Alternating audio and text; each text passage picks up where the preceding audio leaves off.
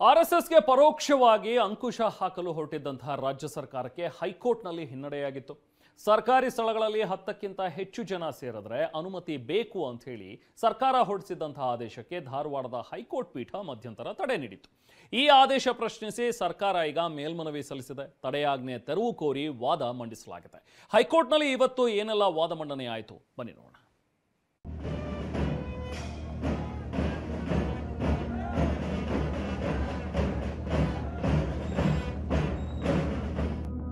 RSS ವಿರುದ್ಧ ಸಮರ ಸಾರಿರುವ ರಾಜ್ಯ ಸರ್ಕಾರಕ್ಕೆ ಕಳೆದ ವಾರವಷ್ಟೇ ಹೈಕೋರ್ಟ್ನಲ್ಲಿ ಹಿನ್ನಡೆಯಾಗಿತ್ತು. ಸರ್ಕಾರಿ ಸ್ವತ್ತುಗಳಲ್ಲಿ 10ಕ್ಕಿಂತ ಹೆಚ್ಚು ಜನ ಗುಂಪುಗೂಡುವುದಕ್ಕೆ ಸಭೆ ಮೆರವಣಿಗೆಗೆ ನಿರ್ಬಂಧ ವಿಧಿಸಿದ ಸರ್ಕಾರದ ಆದೇಶಕ್ಕೆ ಹೈಕೋರ್ಟ್ ಮಧ್ಯಂತರ ತಡೆಯಾಜ್ಞೆ ನೀಡಿತ್ತು. ಈ ಆದೇಶ ಪ್ರಶ್ನಿಸಿ ಸರ್ಕಾರ ವಿಭಾಗೀಯ ಪೀಠಕ್ಕೆ ಮೇಲ್ಮನವಿ ಸಲ್ಲಿಸಿದೆ. ಸರ್ಕಾರದ ಪರ ವಾದ ಮಂಡಿಸಿದ ಅಡ್ವೊಕೇಟ್ ಜನರಲ್ ಶಶಿಕಿರಣ್ ಶೆಟ್ಟಿ ಏಕಸದಸ್ಯ ಪೀಠದ ಆದೇಶ ದೋಷಪೂರಿತ ಅಂತ ವಾದ ಮಂಡಿಸಿದ್ರು. 10 ಜನಕ್ಕಿಂತ ಹೆಚ್ಚು ಜನ ಸಮಾನ ಉದ್ದೇಶದಿಂದ ಸೇರಿ ಸರ್ಕಾರಿ ಸ್ವತ್ತುಗಳಲ್ಲಿ ಅನುಮತಿ ಇಲ್ಲದೆ ರ್ಯಾಲಿ ಸಭೆ ನಡೆಸುವುದನ್ನ ನಿರ್ಬಂಧಿಸಿರುವುದು ಕಾನೂನುಬದ್ಧವಾಗಿದೆ. ಇದು ನಾಗರಿಕರ ಹಕ್ಕಿಗೆ ಹೇಗೆ ಧಕ್ಕೆ ಆಗಲಿದೆ? ವೈಯಕ್ತಿಕ ಹಕ್ಕುಗಳಿಗೆ ಅಧಿಸೂಚನೆಯಿಂದ ಹಾನಿಯಾಗುವುದಿಲ್ಲ. ಸರ್ಕಾರದ ಸ್ವತ್ತುಗಳಿಗೆ ಧಕ್ಕೆಯಾಗಬಾರದೆಂದು ನಿರ್ಬಂಧ ವಿಧಿಸಲಾಗಿದೆ. ಖಾಸಗಿ ಸಂಸ್ಥೆಗಳು ಸರ್ಕಾರಿ ಸ್ವತ್ತಿನಲ್ಲಿ ಇಚ್ಛೆ ಬಂದ ಕಾರ್ಯಕ್ರಮ ಮಾಡುವಂತಿಲ್ಲ. ಹೈಕೋರ್ಟ್ ಕಟ್ಟಡ ಖಾಲಿ ಇದೆ ಎಂದು ಖಾಸಗಿ ಕಾರ್ಯಕ್ರಮ ಮಾಡಲಾಗದು. ಕಾರ್ಯಕ್ರಮದ ಮುನ್ನ ಅನುಮತಿ ಪಡೆಯಿರಿ ಎಂದಷ್ಟೇ ಆದೇಶ ಮಾಡಿದ್ದೇವೆ. ಸರ್ಕಾರದ ಈ ಆದೇಶಕ್ಕೆ ತಡೆ ನೀಡಿರುವುದು ಸರಿಯಲ್ಲ. ಹೀಗಾಗಿ ಹೈಕೋರ್ಟ್ ಏಕಸದಸ್ಯ ಪೀಠದ ಆದೇಶ ರದ್ದುಪಡಿಸಬೇಕು. ಹೀಗೆ ವಾದ ಮಂಡಿಸುತ್ತಿದ್ದಂತೆ ಪ್ರತಿವಾದ ಕೂಡ ಆರಂಭವಾಯಿತು. ಪಾರ್ಕ್, ಮೈದಾನ ಎಲ್ಲವನ್ನ ಸರ್ಕಾರದ ಸ್ವತ್ತೆಂದು ಭಾವಿಸಬಾರದು. ಏಕಸದಸ್ಯ ಪೀಠದಲ್ಲೇ ತಡೆಯಾಜ್ಞೆ ತೆರವಿಗೆ ಅರ್ಜಿ ಸಲ್ಲಿಸಬಹುದಿತ್ತು. ಮೇಲ್ಮನವಿಯಷ್ಟೇ ಸಲ್ಲಿಸುತ್ತೇವೆಂಬ ಸರ್ಕಾರದ ವಾದಕ್ಕೆ ನಮ್ಮ ಆಕ್ಷೇಪವಿದೆ. ಮೈದಾನದಲ್ಲಿ ಕ್ರಿಕೆಟ್ ಆಡಲು ಅನುಮತಿ ಬೇಕೆಂಬಂತೆ ನಿಯಮ ರೂಪಿಸಿದ್ದಾರೆ. ಇದಕ್ಕಿಂತ ಏಕಪಕ್ಷೀಯ ಆದೇಶ ಕಾಣಲು ಸಾಧ್ಯವಿಲ್ಲ.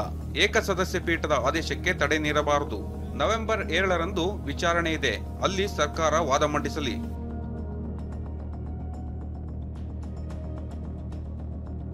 ಹೀಗಂತ ಪ್ರತಿವಾದಿಗಳ ಪರ ವಕೀಲರು ವಾದ ಮಂಡಿಸಿದ್ರು. ಎರಡೂ ಕಡೆ ವಾದ ಮಂಡನೆ ಆಲಿಸಿದ ಹೈಕೋರ್ಟ್ ಪೀಠ ಆದೇಶ ಕಾಯ್ದಿರಿಸಿದೆ. ಏಕಸದಸ್ಯ ಪೀಠದ ಆದೇಶಕ್ಕೆ ತಡೆ ಸಿಗುತ್ತಾ, ಸರ್ಕಾರದ ವಾದಕ್ಕೆ ಗೆಲುವಾಗುತ್ತಾ ಇಲ್ವಾ ಅನ್ನೋದನ್ನ ವಿಭಾಗೀಯ ಪೀಠ ತೀರ್ಮಾನಿಸಲಿದೆ. ಚಿತ್ತಾಪುರದಲ್ಲಿ ಪಥಸಂಚಲನ ಕಗ್ಗಂಟು, ನಾಳೆ ಶಾಂತಿ ಸಭೆ. ಇನ್ನು ಕಲಬುರಗಿಯ ಚಿತ್ತಾಪುರದಲ್ಲಿ ಆರ್ಎಸ್ಎಸ್ ಪಥಸಂಚಲನ ಕಗ್ಗಂಟಾಗೆ ಉಳಿದಿದೆ.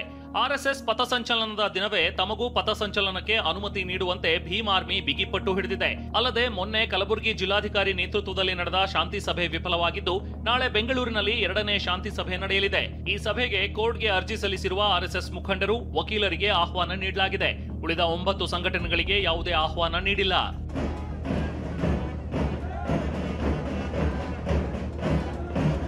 ಚಿತ್ತಾಪುರದಂತೆಯೇ ಕಗ್ಗಂಟಾಗಿದ್ದ ಯಾದಗಿರಿಯ ಕೆಂಭಾವಿಯಲ್ಲಿ ಇಂದು ಪಥಸಂಚಲನ ಯಶಸ್ವಿಯಾಗಿದೆ. 1,000ಕ್ಕೂ ಹೆಚ್ಚು ಸ್ವಯಂ ಸೇವಕರು ಪಥಸಂಚಲನ ನಡೆಸಿದ್ದಾರೆ. ಹುಬ್ಬಳ್ಳಿಯಿಂದ ಮೂರ್ತಿ ಪ್ಯಾಟಿ ಜೊತೆ ರಮೇಶ್, TV9 ಬೆಂಗಳೂರು.